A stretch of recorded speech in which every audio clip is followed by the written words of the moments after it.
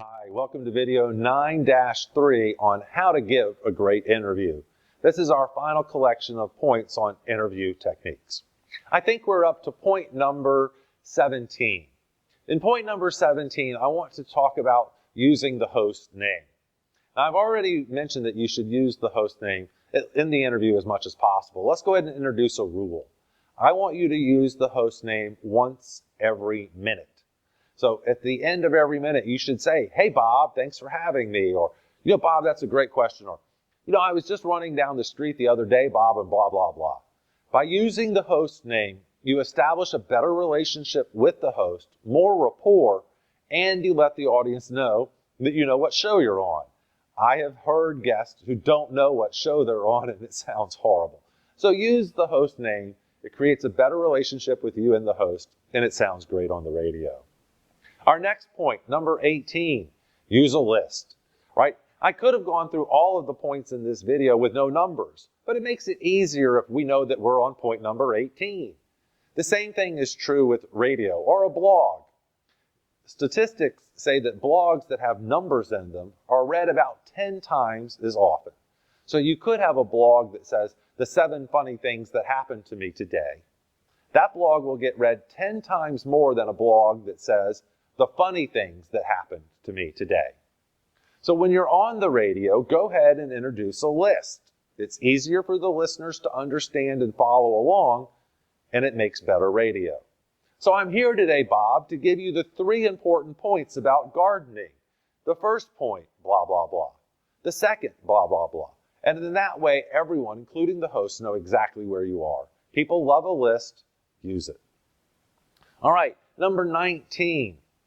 Make sure that you're promoting your book along the way, or your product, or whatever it is. Whatever you are there to sell, I want you to mention it once every 3 minutes, whether the host asks about it or not.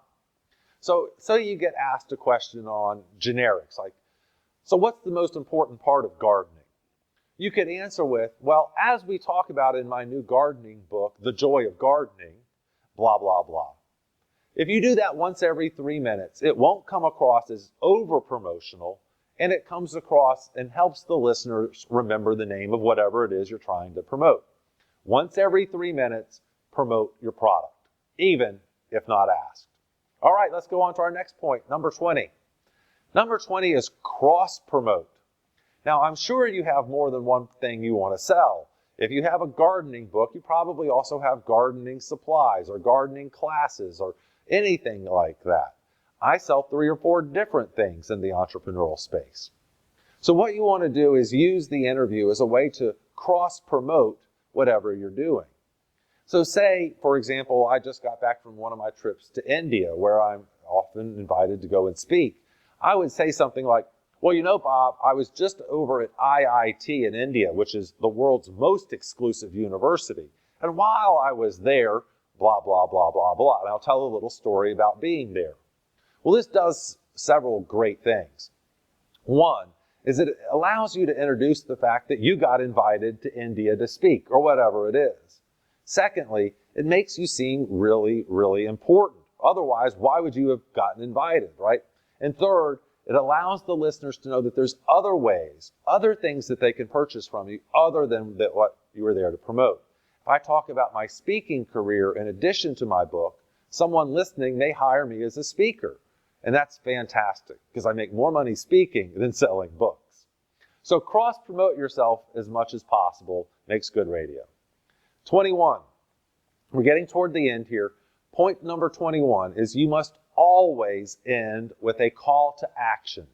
Now remember, we've talked about this just a little bit before, but it's critical that at the end, in the last minute, you tell listeners where to go and what to do.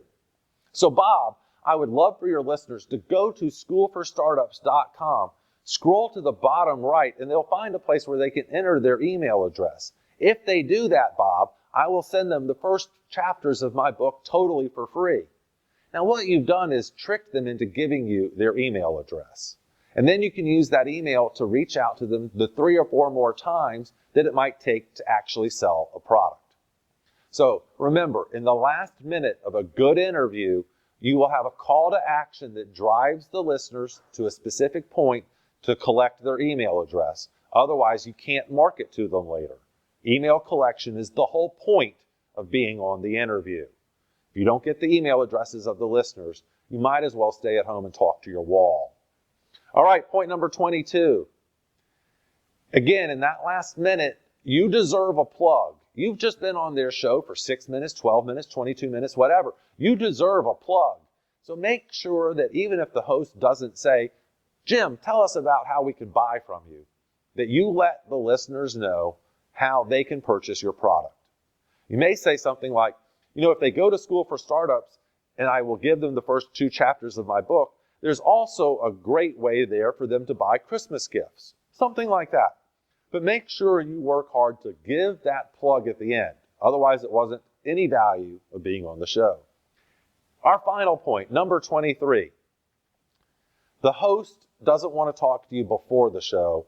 The host wants to talk to you after the interview. I do not want to talk to you before I interview you, because then it will be hard for me to express shock or interest when you tell me something. If I already knew that you killed your mother but got away with it, when you tell me that in the interview, I won't laugh or go, oh, you killed your mother. I'll be like, oh, you killed your mother. I want to have a real response. And most hosts are this way. That means they don't want to talk to you in advance. So don't expect to talk to the host before the show. Expect to talk to the host after the interview. The biggest mistake that I have with people that I interview is that the second the interview is over, they hang up. Well, then I don't get to talk to them. There are some questions that I didn't want to ask them on the air. I want to wait until after the interview to ask them the personal questions or to say something else. So please, remember, you must be 200% sure that the host has hung up before you hang up the telephone. Hang out as long as possible. Maybe even listen to the commercials that come on after your interview. The host may come on at any time to ask you for follow-up questions. All right, those are our pointers on how to have a great interview. We're back with one more module on some logistic things to do to make the most of these interviews. I hope you're enjoying this series. I'll be right back with one more module in just a second.